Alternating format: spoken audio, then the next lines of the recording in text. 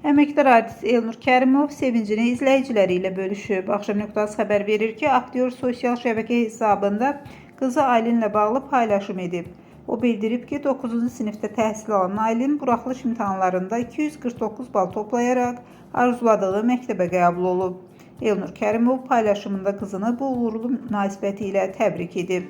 Qızım imtahanlarında yüksək nəticə göstərərək Azərbaycan Milli Konservatoriyasının nəzdində İncəsənət Gimnaziyasına daxil olub.